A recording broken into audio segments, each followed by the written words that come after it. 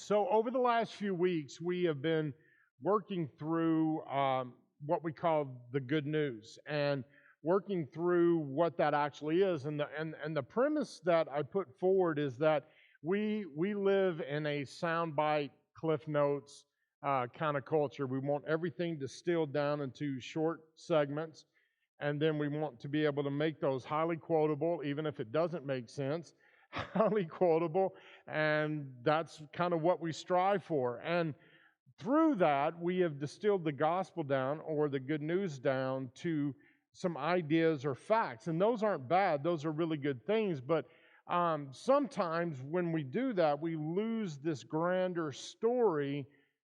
We lose the significance of it, the bigness of it, and why it's actually good news. And so we have actually been spending time talking about good news, which hopefully you see as good news, because we are bombarded with so much bad news and negativity and all of these crazy things. And so this good news, I'm hopeful, is uplifting your spirit and your soul. And so we're going to continue that conversation today. Now, before we dive into it, I want to say that I'm going to be covering some verses that we covered last week, but we're going to take it in a little bit different direction. So I just want you to bear with me. It's not a mistake that we're reading some of the same verses. It's actually quite important. And so I'm looking forward to what the Lord is going to say today. So let's pick up our reading in Colossians. Now, I want you to bear with me because I'm going to read some verses and talk about the significance, but it's going to lead us to a place, and I want you to stay with me because it's critically important. I don't want you to zone out, all right? So stay with me. Colossians chapter 1, verses 15 through 17.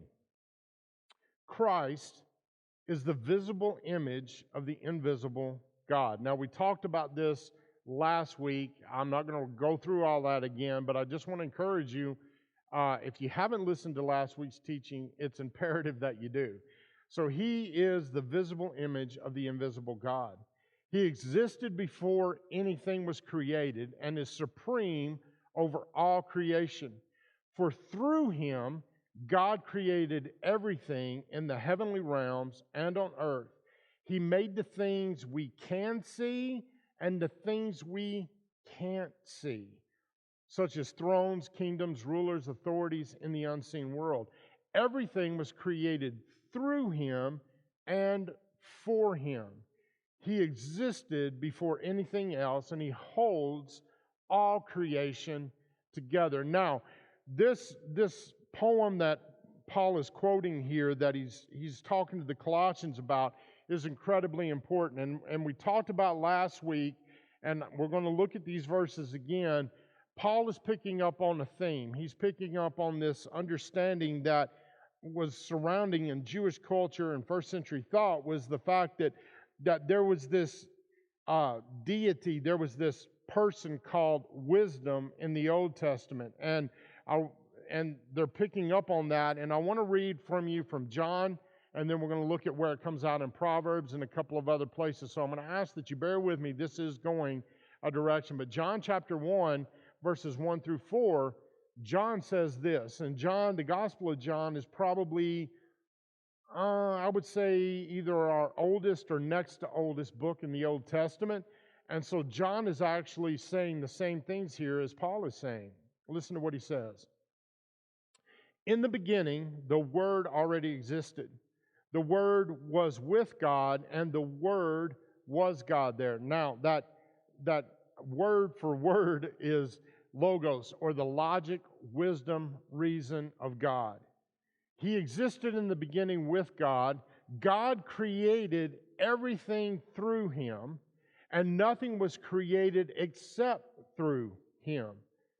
The Word gave life to everything that was created, and his life brought light to everyone. So we see here again Paul talking about that Jesus existed, the very visible image of the invisible God, and he is the one that actually created everything. John is coming behind this and saying the exact same thing, that the Word existed in the beginning. The Word, the logic, the reason of God existed in the beginning, and he created all things. Now that's critically important. This is what the Old Testament has to say about it. So again, these are a couple of verses that we dealt with last time, but again, we're going somewhere. So Proverbs chapter 3, verses 18 and 19, it says this: she is a tree of life to those who embrace her, she being wisdom. And those who hold on to her are happy. By wisdom, the Lord founded the earth, and by understanding, He created the heavens. So we see here that in an ancient Old Testament book, that the writer of Proverbs is saying the exact same thing.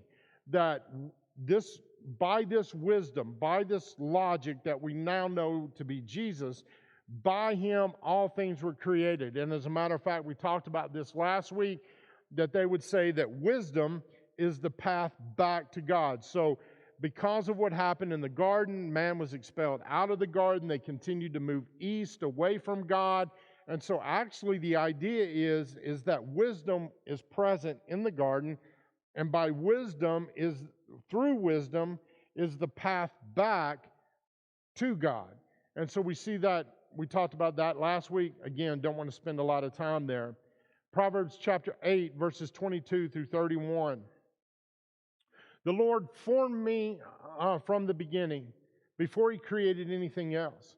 I was appointed in age past, the very first, before the earth began. I was born before the oceans were created, before the spring bubbled forth in their waters, before the mountains were formed, before the hills I was born. Now here, when you hear these words, born, created, whatever, these things are not talking about the literal creation of Jesus. It's talking about, in poetic language, the primacy of Jesus. Let's keep moving on here. Before He had made the earth and the fields and the first handfuls of soil, I was there when He established the heavens, when He drew the horizons on the ocean. I was there when He set the clouds above, when He established springs deep in the earth. I was there when He set limits of the seas, so they would not spread by their boundaries. Now listen to this. And He marked off the earth's foundation. I was the architect. Jesus was the designer. I was the architect at His side. I was His constant delight, rejoicing always in His presence. And how happy I was with the world He created. How I rejoiced with the human family. Now, we're going to jump to Hebrews, and Hebrews picks up on this same theme. Again, I'm just asking you to bear with me. We are going somewhere. Hebrews chapter 1, verses 1 through 3, the writer here says this: long ago, God spoke many times and in many ways to our ancestors through the prophets. And now in these final days, He has spoken to us through His Son. God promised everything to the Son as an inheritance, and through the Son, He created the universe. The Son radiates God's own glory and expresses the very character of God. He sustains everything by the mighty power of His command. When He cleansed us from our sins, He sat down in place of honor at the right hand of the majestic God in heaven. So we're seeing here this unifying thing that is really, really important. We're seeing that, as we talked about last week, Jesus was in the beginning. Jesus is the way back to God. Hence, why Jesus says in John chapter 14, I am the way, I am the truth, I am the life. No man comes to the Father except through me. So we're seeing this idea, this pre-existent Jesus, part of the deity, part of the Godhead. The Son has existed since the beginning. Now, why is that important? Well, number one, it's part of the good news. It's great to know that Jesus is the one that we're being transferred into His kingdom, and He is the creator of everything. It actually goes on in Colossians and Hebrews and part of Proverbs to say that He's not only the creator, He was the architect, He was the designer, and He is the sustainer, which is really important. Paul says He holds all things together. In Hebrews, it talks about sustaining all things. So not only was Jesus present in the creative work, not only did He create it, design it, but He's also sustaining it. He is holding all things together. So so Paul is here, and the other gospel writers are saying some very, very important things here, is that not only is God, Jesus, the one who created it, not only was He the architect, the designer of it all, not only is He the sustainer, but the sustaining portion is really important because it shows this God being active with us. He's not set apart. He's not distant. He's not drawn away from and could care less about everything. No, He is actually sustaining everything, trying to work things towards a certain direction. And I think that that's really, really important for us to keep in mind. Now, I know some of you are saying, Shane, I know this. We all know, we've heard since Sunday school about Jesus creating things, and we created man in our image and all of this. But why is it so important? Why is it so important that this be part of the good news? Well, it's important for several reasons. Number one, I find great comfort in the fact that the God who created all things is also the God who redeems, is also the God who sets us apart into His kingdom. And I find that that's really, really important. But the second reason I want to spend some time on today is also very important, and it's huge. It's great news that we understand what's actually taking place here. So in verse 13 and 14, it says that God transfers us out of the kingdom or the domain of darkness into the kingdom of His Son. And then from there, we read that there's certain ways in which to live in this kingdom. And so when you go, for instance, like if you were to read the rest of Colossians, for instance, chapter 3 is a profound passage of Scripture where Paul says, because of the work that Jesus did, there is no longer Jew and Greek and barbarian and Scythian or slave or free. We are all one. This is a theme that Paul picks up several times through different letters that he wrote to the different churches, that we are all one body. Peter says it this way: we are a peculiar people, a royal priesthood. We are set aside. We are in God's kingdom. And this is really important. And in Colossians 3, it goes on to say that because this has happened, we are actually to what? Put to death things in us that were ruling and reigning over here. So we're to get rid of immorality, and we're to get rid of drunkenness, and we're to get rid of anger and envy and strife and all of those things that were prime over here. In this kingdom, this is not how we want to act. And he actually goes on to say further that because this has happened, what do we need to do? We need to be gentle, kind, merciful, loving, patient. And then he says what? And then put on the belt of what? Love, that brings unity to all of these things. Now again, we're not called to be angry, vengeful, judgeful people. We're called to be people of mercy and grace, light, if you will, because we've been transferred into that kingdom. And this is why it's so important. This is huge good news. Now I want you to follow my logic here. We've just read that Jesus is the creator, He's the designer, and He is the sustainer of all creation. Everything that we see and we can't see, big, this macro world, or very microscopic, everything was created by Jesus. Now, I know some of us, when we start hearing that, we start wanting to talk about, the age of the earth and the age of the universe. I'm just going to tell you to set those silly conversations aside and focus upon the fact that right now, Jesus is the creator, designer, and sustainer of creation. Now, why is that important? Now, I want you to follow my logic here. The creator, designer, sustainer of all that is, this is His kingdom. And when we have been transferred out of this place, a domain of darkness, and transferred into the kingdom, it's actually a restoring back to the way that it should be. And this is incredibly important for us. Because we hear these words that we should be loving and kind and compassionate and graceful and merciful, and we should be bound up in love. We should be in unity. There is no difference between black, white, Hispanic, Asian, Greek, Jew, slave, free. There's no difference. We are all one body under Christ's rule and reign in this new kingdom. Why is that important?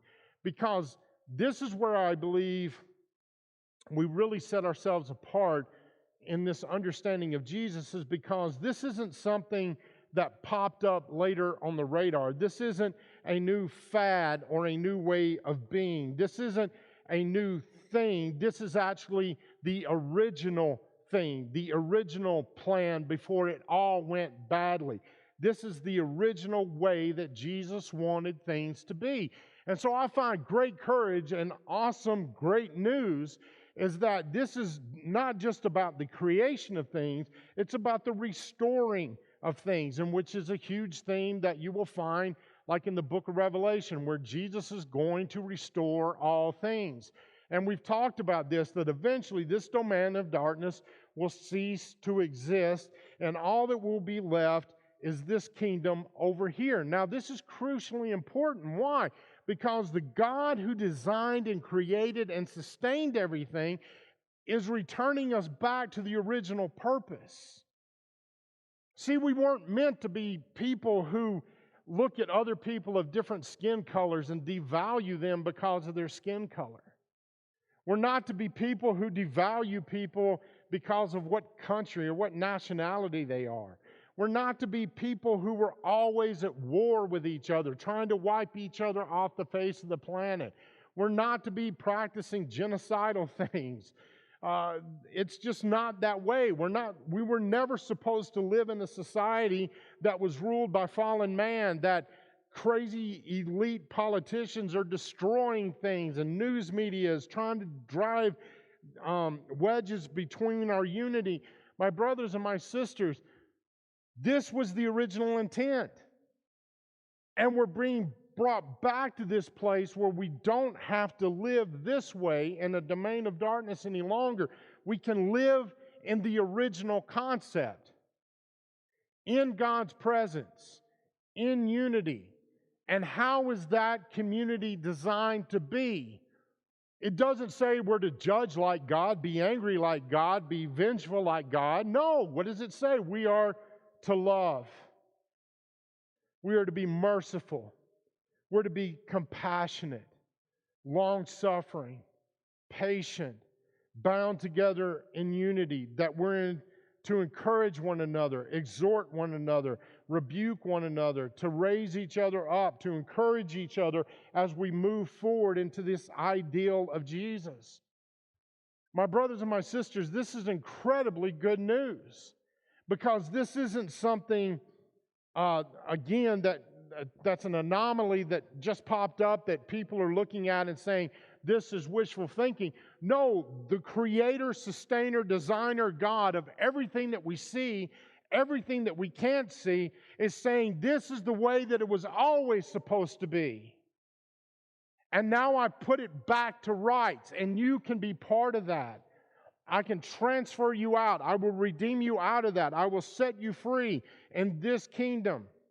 You don't have to live like this any longer.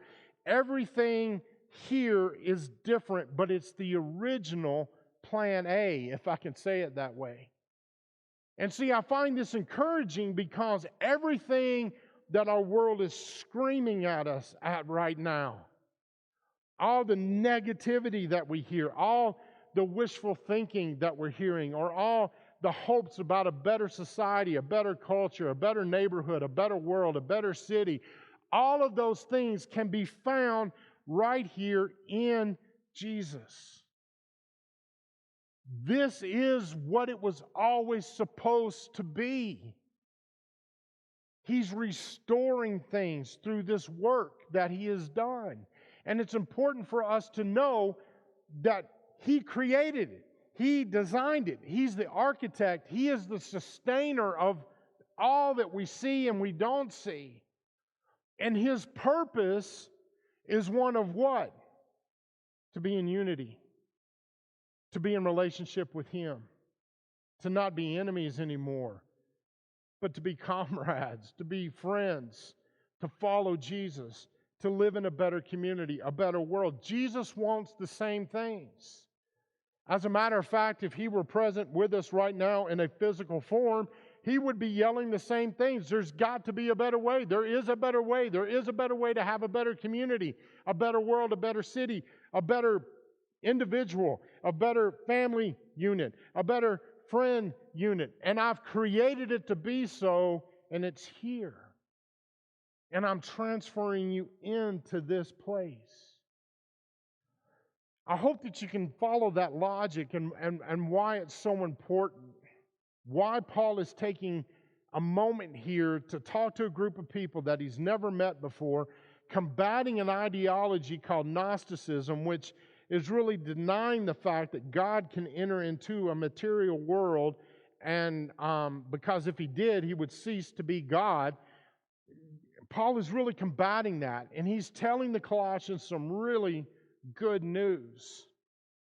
And part of that good news he's encapsulated in this, that he wants to remind the people in Colossae, he wants to remind people who continue to read his letter that Jesus, and we see in Proverbs, that Jesus created everything.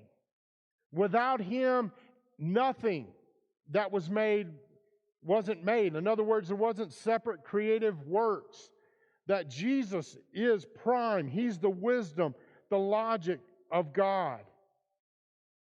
He, by his work, God is able to transfer us out of this place into this place that it was always meant to be. But we chose not to be that way. But we see that God didn't just stand back and say, oh, well, I'm just going to let you all die in your sins and I'm just going to let the world go to hell. No, he's intervened. And my brothers and my sisters, this is incredibly good news for us. And it's good news for people that haven't heard it yet. Why? Because they don't have to be stuck in this awful place. They don't have to be stuck in a place that is constantly ruled by a ruthless, horrible master, where everybody here is just looking out for mine and for me and myself and my possessions. No, we can live in a different way that actually does make the world a better place, does make our communities a better place, does make me as an individual a better individual, and my family, etc., etc. It's right here, and this was the original intent. The creator of it all is saying this. The creator of it all is restoring us back to this. And that is incredibly good news, because this isn't some, crazy religion or some crazy New Age thought or some crazy whacked out this. No, this is the creator, the architect of all that is, the sustainer saying this is the way it should be. And the cool thing is that we can get in on it. We can get in on it by saying yes. We can get in on it by allowing God to transfer us out of this horrible place of darkness into a beautiful place of light, where we can live with the original intent. You can see why this was such good news in the first century, where there was this overwhelming ruling empire, Rome, this Greco-Roman culture that there were some good things about it, but there were a lot of bad things about it. And one of the things that they were trying to do with nations and countries is they devalued people, because as a Roman citizen you were superior, etc., etc. It wasn't a good time to live. And we can relate to some of that now. And in the middle of this, Paul is telling this group of people, hey, it's different. You can be different. Life can be different. The way we live it can be different. And not only can it be, it's the way I originally created it to be. And there's power in that. There's power in that, my friends, that we can say that this is the work of God restoring things back to the way that He always intended it to be. So here's my encouragement today. I would like for you to take some time to think this through. I would like for you to take some time to read these verses and think about the fact that Jesus not only is our Savior, but He's our Creator, He's our architect, He's our sustainer, and He's put together something that we need to be talking about.